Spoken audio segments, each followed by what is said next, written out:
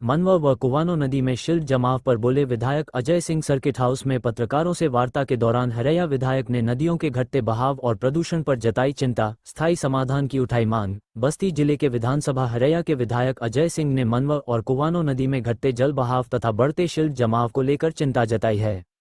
Circuit house में पत्रकारों से बातचीत के दौरान उन्होंने कहा कि इन नदियों का बहाव बनाए रखना बेहद जरूरी है और इसके लिए स्थायी समाधान की दिशा में कार्य किया जाना चाहिए। उन्होंने कहा कि नदियों में लगातार शिल्ट जमने से जल प्रवाह प्रभावित हो रहा है, जिससे बरसात के समय बाढ़ और अन्य समस्याएं पैदा हो सकती हैं।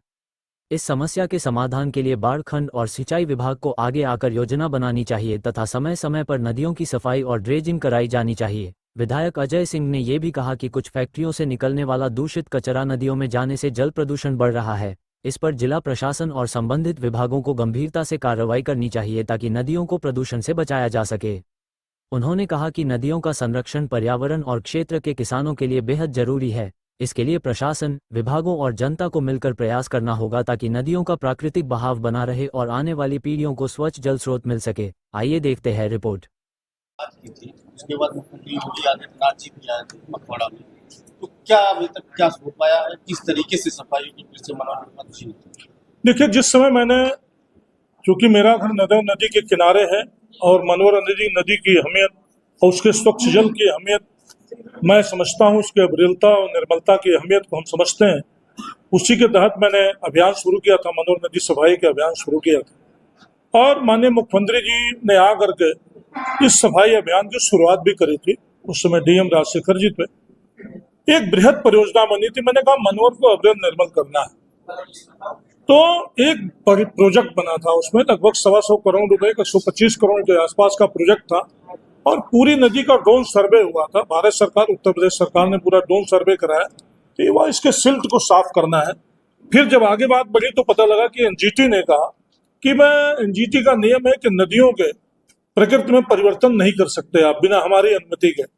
अनुमति के लिए भी प्रयास किया मैंने। तत्कालीन जो एनजीटी के चेयरमैन थे जस्टिस डीपी सिंह जी, उनसे भी प्रयास हुआ, उनसे भी प्रयास किया गया, लेकिन अंततः वो परवान नहीं चढ़ पाया और धीरे धीरे पानी का आप देख रहे हैं कि पानी कम बरसा।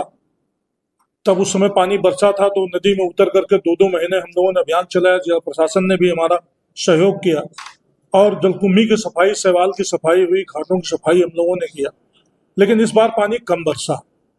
पानी कम बरसने के नाते नदी में पानी नहीं है और पानी भी है तो बहुत गंदा है और शैवाल से पूरी नदी एकदम पूरी जाम है, पूरा शैवाल है। जलकुंभी तो नहीं है, कम जलकुंभी है, लेकिन पानी नहीं है नदी में। तो नीचे से पानी मिल नहीं रहा है। जितना बरसात में पानी गिरा उतने पानी रह गया। आंगन में जितना पानी गिरता है उसी तरह से नदी में पानी गिरा। बाहर का पानी आ नहीं पाया। नदी में जो पानी आया वो नदी के लिए पर्याप्त नहीं है। उसमें सिल्ट जमा हो गई है, गाद जमा हो गई। जब तक गाद नहीं निकलेगी, 3 मीटर 4 मीटर गाद निकालनी पड़ेगी हमको। जब तक पाताल का पानी धरती पर नहीं आएगा, इस तरह समझिए, नीचे का पानी नदियों से नहीं मिलेगा, इसके सोते नहीं खुलेंगे, तब तक अविरलता निर्मलता नहीं आएगी। उस पर मैं फिर प्रयास अभियान शुरू करता हूँ।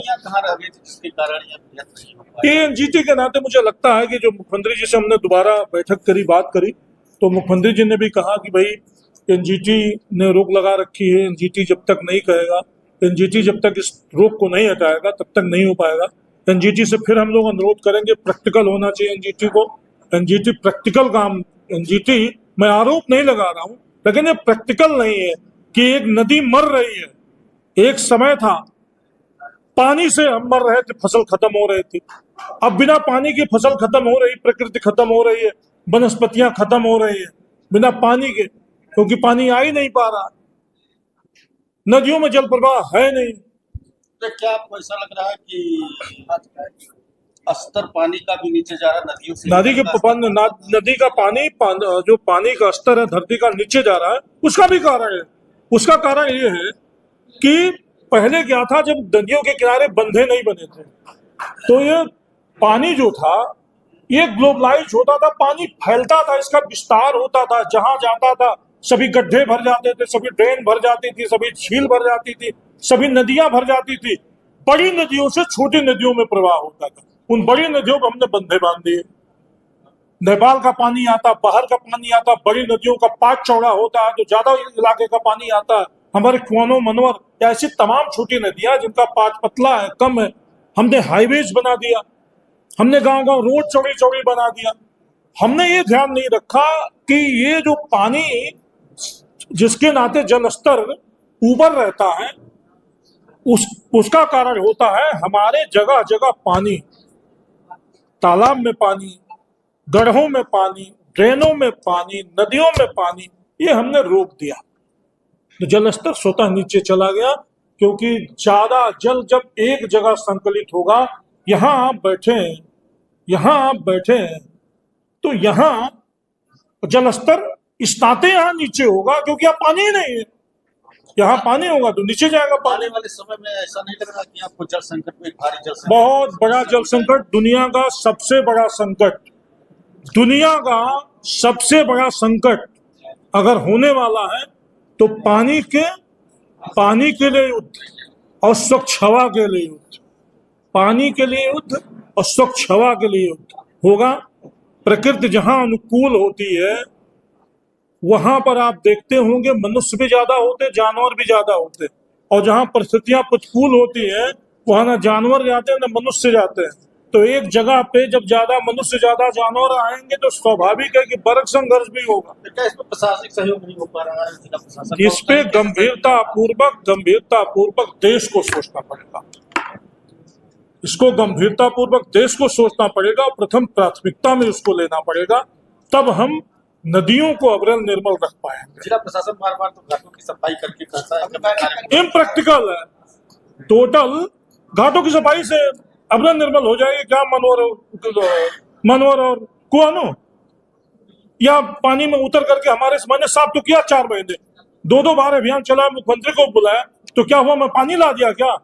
ओरिजिनल चीज ये है कि हम जब तक उसमें पानी नहीं लाएंगे और गाद नहीं सफाई करेंगे, गाद साफ नहीं होगा नदियों का, तब तक सब कुछ बेमानी है। खाना पूर्ति होती है, खाना पूर्ति, ये खाना पूर्ति है, ये खाना पूर्ति है। या सिंचाई अपने आप को दिखावे के लिए सब हो रहा है, दिखावे के लिए।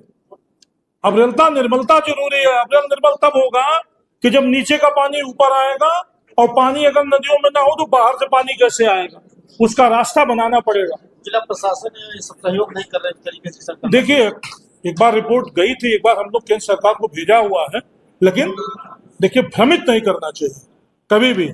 इतने गंभीर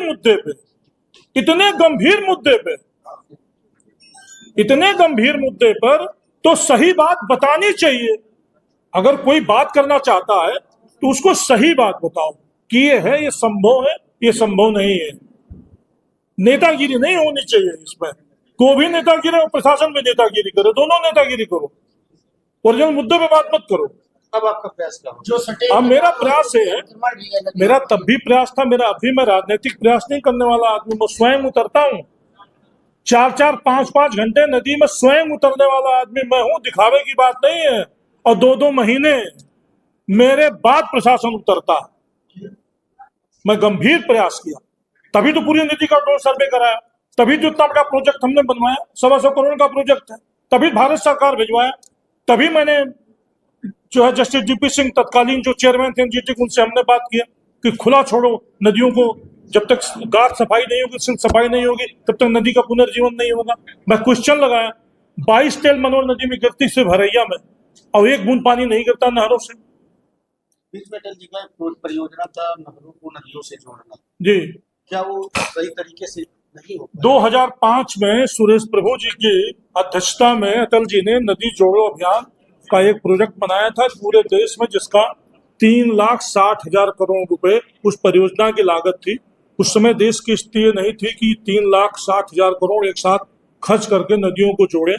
तो ये था कि हम शुरुआत करेंगे, केन बेतवा प्रोजेक्ट पर सबसे पहले आया।